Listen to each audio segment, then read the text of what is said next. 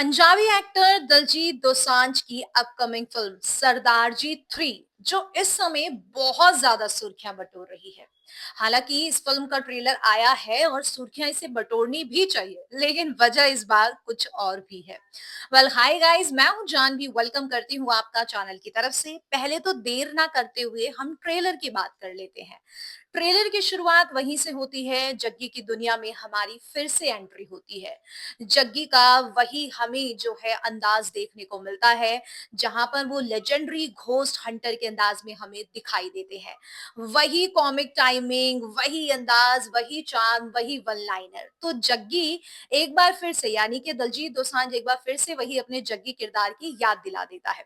वैसे याद तो यहाँ पर पिंकी भी दिला देती है, क्योंकि पिंकी यानी कि नीतू बाजवा की एंट्री एक बार फिर से इस फिल्म की थर्ड पार्ट में भी हुई है।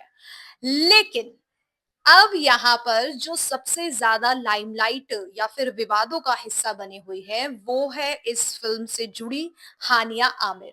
हानिया आमिर जो कि एक पाकिस्तानी एक्ट्रेस है, और यहाँ पर पाकिस्तान और हिंदुस्तान के तनाव के बाद पाकिस्तान के लोगों पर बैन लगा दिया गया था, जिसके बाद अब यहाँ पर बहुत सारी चीजें हो रही हैं। तो पहले तो चलो ट्रेलर के बारे में और आपको बता देती हूँ। तो भाई जग्गी का वही अंदाज हमें जहाँ देखने को मिल रहा है, लेकिन इस बार की कहानी यूके की एक भूतिया हवेली की है, जहां पर जग्गी को जो है भूत से सामना करना है। भूत के साथ जग्गी की टक्कर होगी।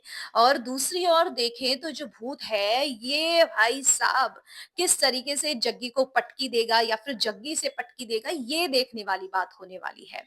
हानिया आमिर की एक्टिंग की बात करूं तो Hania Aamir is a very good actress. उनके जितने भी प्रोजेक्ट हैं हमने देखे हैं, बहुत अच्छा करते हैं। लेकिन हानिया आमिर को जो पंजाबी बोलते हुए मैं देख रही थी, जहां तक मुझे उम्मीद है ये डब ही किया गया है, तो वो मुझे थोड़ा खल भी रहा था। मैं सोच भी रही थी, तो मुझे वो अंदाज ज्यादा कुछ खास पसंद नहीं आया। ट्रेलर काफी लंबा चौड़ा है, लगभग पौने 3 मिनट का ये ट्रेलर है। लेकिन अब करते हैं सीरियस बात। ये जो ट्रेलर है यूट्यूब पर अवेलेबल ही नहीं है।